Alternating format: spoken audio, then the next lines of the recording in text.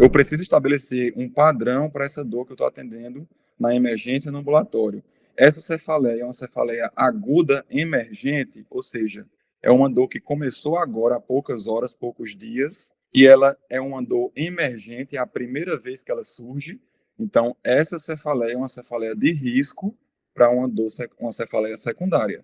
Eu tenho que ir atrás de alguma outra doença que está provocando isso. Essa minha dor é aguda, ou seja, ela começou há minutos, há horas, mas ela é recorrente, então ela vem e passa, vem e passa, vem e passa.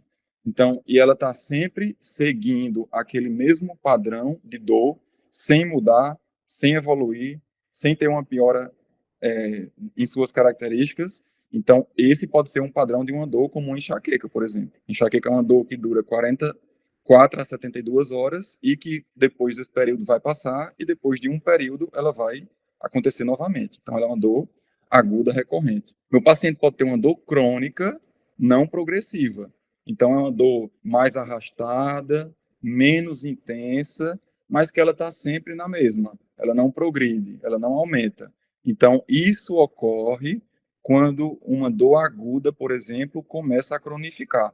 Então, aqui, geralmente, é a cronificação de uma dor aguda recorrente, que pode acontecer na enxaqueca, na tensional também. Agora, é uma dor crônica progressiva, ela é crônica, mas ela está mudando, ela está crescendo, ela está piorando. Então, essa também acende um alerta para uma dor secundária.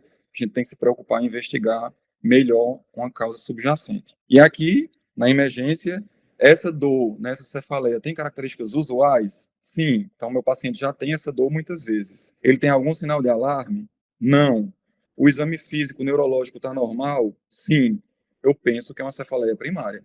Eu penso que é uma dor causada por uma disfunção temporária no sistema nervoso. Então, não adianta eu fazer exame e ir atrás de outra causa, certo? Essa dor tem característica usual, ou seja, ela está igual a que meu paciente costuma ter? Não, tem alguma coisa diferente. Acendeu um alerta. Essa dor tem sinal de alarme? Sim. Essa dor, o exame físico e neurológico está normal? Não, não está normal. Qualquer uma dessas respostas em vermelho, só precisa uma, eu vou ter que pensar numa cefaleia secundária, eu vou ter que investigar melhor essa dor. E quando eu falo sinais de alarme, eu me refiro a quê? Então, existe até um mnemônico, que eu acho que está nesse slide exatamente, que é o SNOOP, que é para ajudar a gente a lembrar desses sinais de alarme junto de uma cefaleia, de uma dor de cabeça. Então, o S é de sintoma sistêmico, como, por exemplo, uma cefaleia com febre, eu tenho que pensar numa meningite. Pode ser uma dengue, pode ser uma gripe, pode ser uma jeca, mas eu tenho que pensar numa meningite e numa encefalite. Uma cefaleia com perda de peso, eu tenho que pensar numa doença como uma tuberculose, uma doença neoplásica, né? Se meu paciente já tem histórico de neoplasia, então isso já é um sinal de alarme para uma possível metástase. Então, mesmo que o meu paciente tenha uma dor tipo enxaqueca, se ele tem história de neoplasia, eu tenho que estar ligado que isso é um sinal de alarme, eu tenho que investigar essa dor para ter certeza que realmente é só uma enxaqueca. Se tenham qualquer déficit neurológico no exame físico, seja diplopia, alteração de força, alteração de sensibilidade, ataxia, disartria, afasia, alteração do nível de consciência, qualquer coisa, uma alteração no exame neurológico, eu tenho que pensar que essa dor é secundária. O primeiro O é de onset, né, o início. Essa dor teve um início súbito, um início abrupto, teve uma piora intensa no primeiro minuto, nos primeiros minutos, essa dor pode estar relacionada a uma causa aguda secundária. O outro O é de old, né, uma dor que inicia, aqui está 65 anos, mas essa referência varia muito. Vocês vão ver lugares falando que dor a partir dos 40 anos, uma dor nova, a partir dos 40 anos, já é um sinal de alarme, mas o que é mais aceito hoje em dia é os 50 anos. Então, uma cefaleia que inicia após os 50 anos, eu também tenho que investigar. E o P, hoje a gente tem aí 10 Ps que estão relacionados a várias coisas, né? Uma cefaleia que mudou o padrão, uma cefaleia que piora em alguma posição. Então, o paciente tem dor quando fica em pé, tem dor quando deita. Isso também pode ser um sinal de alarme para alteração na pressão intracraniana. Uma dor precipitada por espirro, tosse ou qualquer manobra de valsalva também acende um alerta para uma hipertensão intracraniana. Uma cefaleia com papiledema, outro alerta para hipertensão intracraniana. Uma cefaleia progressiva que está crescendo, piorando, outro sinal de alerta. Uma cefaleia relacionada ao puerpério ou à gravidez. Uma cefaleia associada com muito abuso de analgésico, uma cefaleia pós-traumática e assim por diante. Então, são os principais sinais de alarme. A gente tem que ter um roteirinho desse, né, na cabeça, pelo menos os pontos mais importantes, para perguntar ali rapidamente na nossa consulta se esse paciente tem algum sinal de alarme, eu tenho que estar atento a uma causa secundária. E o que é que eu vou buscar no exame físico na emergência do meu paciente, né?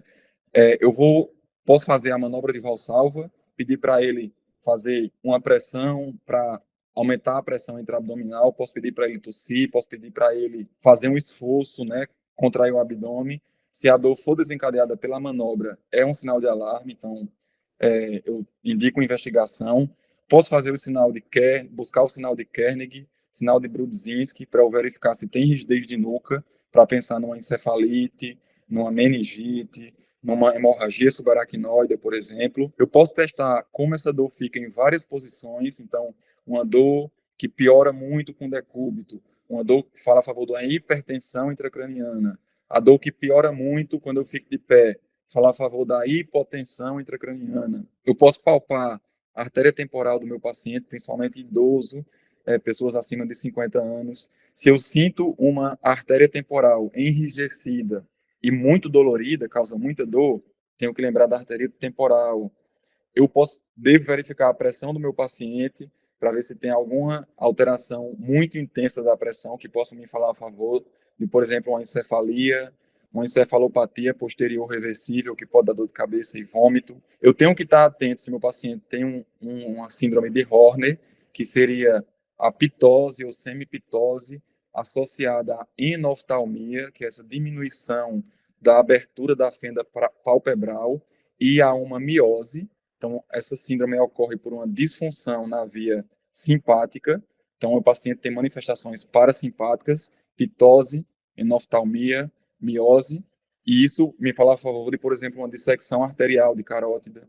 Tenho que verificar a temperatura para pensar nas doenças infecciosas. E o exame de fundo de olho também é muito importante, porque eu posso flagrar um papiledema, como vocês estão vendo aqui, né?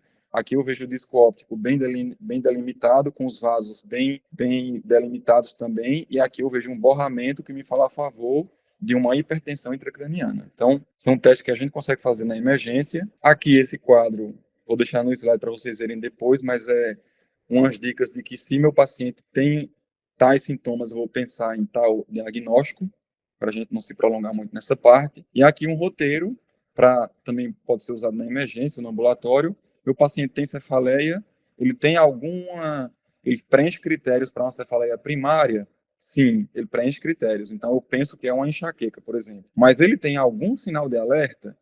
Se sim, eu preciso investigar para ter certeza que é uma cefaleia primária. Agora, se meu paciente, ele já de cara não preenche critérios para uma cefaleia primária, eu já vou direto para a investigação. Mas se meu paciente tem critérios para cefaleia primária e não tem nenhum sinal de alarme, eu não vou precisar, na maioria das vezes, pedir um exame para dar o diagnóstico.